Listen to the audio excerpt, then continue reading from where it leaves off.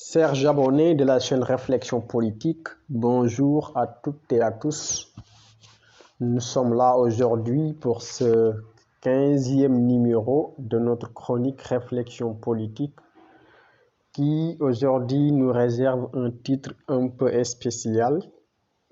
Sénégal, un géant économique méconnaissable. L'Afrique est un mendiant assis sur une mine d'or.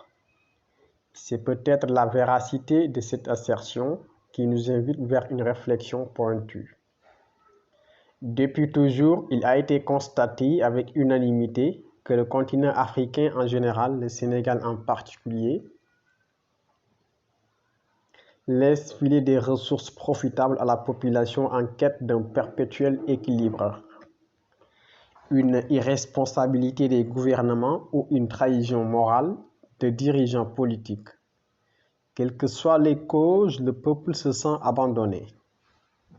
Il est écœurant de se priver de telles possibilités de réussite dans son propre pays. L'exploitation frauduleuse et très osée des ressources contribue à la dégradation organisée de la société.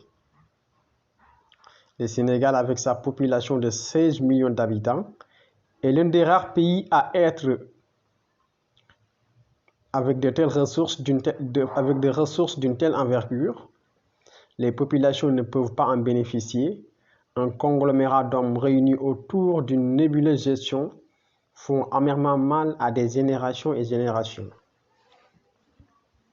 L'une des régions les plus reculées du Sénégal en témoigne avec sa superficie d'environ 200 000 habitants. Les Kédovins souffrent par un fait oculaire et permanent. En effet, depuis des décennies, l'exploitation de l'or appauvrit les populations de Kédougou. Sa propre jeunesse n'en profite pas.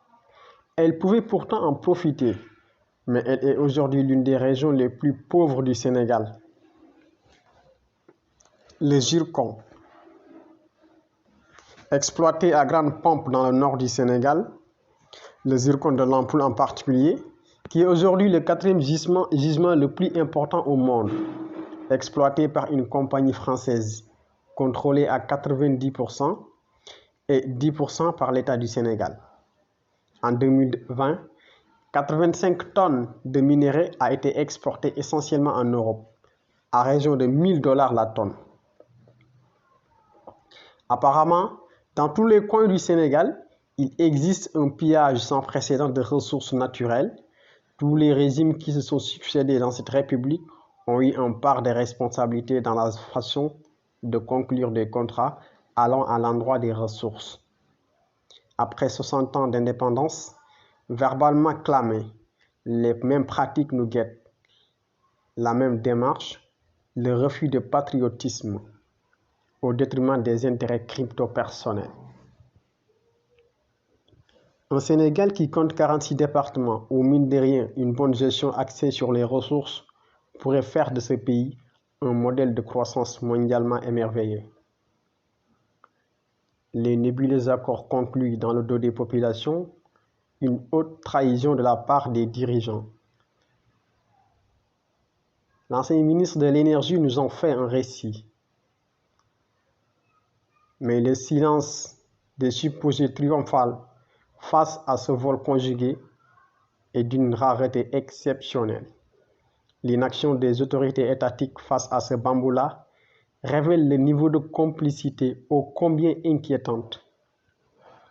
La jeunesse est dépourvue d'espoir.